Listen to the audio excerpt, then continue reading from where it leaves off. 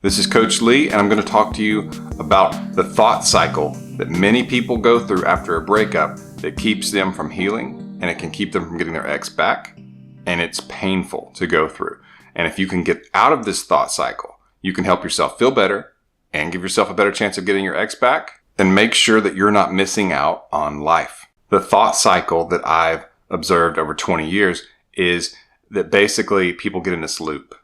And whenever they get into the loop from several paths, they are unable to really do anything else. They obsess over it. They make themselves hurt. A lot of times they'll start shaking, and it becomes really difficult for them to deal with or to even handle life in front of them because they're so preoccupied and even obsessed over these questions and this thought cycle. So here's what the thought cycle is. There's a circle. And when you get in this circle, it's really difficult to get out. But one of the entrances into this circle is asking questions that start with why. Why did he do this to me? Why did she do this to me? Why is this happening? Why isn't God making my ex come back? Why is my ex okay to see me hurting? Why did they say this? And people will get into that cycle and they'll want these answers. A lot of times these answers can only come from the ex, or they're impossible to get altogether. And that only creates frustration. And it can even lead to other questions. But the bottom line is that it does not accomplish anything. Knowing the answers accomplish you nothing. Because as I've talked about in other videos, even if there was a specific reason stated by your ex, that is not why they broke up with you. And of course, there are exceptions to this. If you were abusive, and I mean really abusive physically or emotionally, not just that you two would have spats and there could be some yelling, but that it was truly abusive and inappropriate. And in those situations, that could be the reason for the breakup. That could have given them sort of a shock into where they see you differently. But most of the time, a breakup is caused by a drop in attraction. Because if a lot of those things were going on already, like, for example, a long-distance relationship, or if certain situations were already in place, certain attitudes, certain traits, then why did the other person just now want a breakup? What changed? If nothing changed, for example, in a long-distance relationship, if the distance did not change, why are they just now saying that it's a problem, that it's why they want to break up? That's not what happened. It's that attraction fell, and so they no longer felt it was worth the trouble. So whatever the issue is, if attraction fell, your ex thinks it's no longer worth the trouble.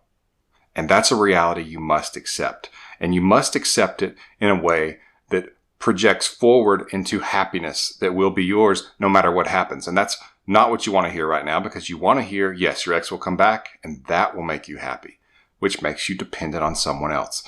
And even if in the moment you're not thinking that that's how you want to be happy or that's what you want to think about, you need to entertain the thought, and you need to get used to entertaining some thoughts that you're not going to like, that make you uncomfortable. And I'll get into a few of those, but they will help. They will help a lot, even if it doesn't sound like it right away. I have seen way too many cases where this does help for me to even entertain the idea that it doesn't. And so when you see yourself getting into this cycle, when you feel it, when you start thinking these words that I'm getting into, you need to find a way out.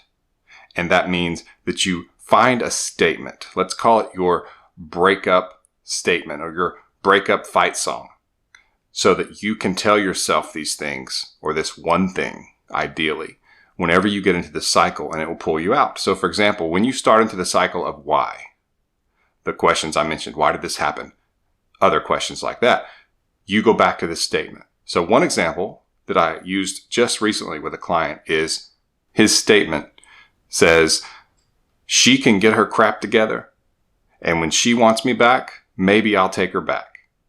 And that is what he goes back to whenever he finds himself entering the cycle. Whenever he stops and says, wait, I just started into the cycle with one of those questions. He goes back to that statement. And I encouraged him to get angry about it. Just say, she can get her crap together, and if she wants me back, maybe I'll take her back. Whatever. Like that. That's how he pulls himself out of the cycle, how he can focus on what he needs to focus on, work, hobbies, other friends, housework, whatever it is. He's able to pull himself out of that cycle, and he takes away a lot of the misery and pain that he's feeling, and it's just simmering because He's not able to pull out of the thought pattern any other way. The next question that usually comes in the cycle, but it can also be an entry point into this breakup thought cycle, is how. How did this happen? How am I going to get her back? How am I going to get him back? How is this going to work? How is no contact going to work? You start questioning everything with how, because you want to know some of the details. And again, these are questions you can't get the answer to most likely. And even if you did, it wouldn't do you any good. Because when it all comes down to it, either it's going to happen or it's not. And you have got to find a way that you can be content and happy again at some point after you've grieved with whatever happens. And so the how did this happen? Yes, there is some value to that in future relationships, but usually it's because attraction has fallen. And so, yes, in a relationship, you were probably not perfect. Neither was your partner. And at this moment, until attraction increases, it doesn't even matter. Hindsight is 20/20, they say. And so in a future relationship, you will be better without having to give it just a ton of thought. There will be time later when emotionally you can handle it and you can learn from it. But right now, if you're going through the trauma and the depression and the anxiety that a lot of people I speak to go through during breakups, now's not the time, and it will not be productive at all. And really, you're asking because your motivation is still trying to get your ex back and trying to steal the world that's shaking around you. And so getting on this cycle is actually the last thing you need to do, because it's not going to help. It's going to make you weaker emotionally and be more anxious, which is not as attractive. And so your attraction will not increase. So even if you do get to be around your ex, that's something that even if you're happy that they've reached out to you and want to get together, that you are still going to be on display as less attractive than you could be, because anxiety tends to do that. But in the moment, it really can bring you down to where you physically feel bad, you lose your appetite, you're nauseous, you're shaking, you can't leave the house, you can't be productive, and you deserve better than that. So again, find your breakup fight sentence, your breakup fight statement, fight song, whatever you want to call it. And it could be as simple as, whenever he gets his crap together, he can reach out to me and maybe I'll take him back. Flip it for the opposite sex. But it's a statement of strength that pulls you out of this cycle.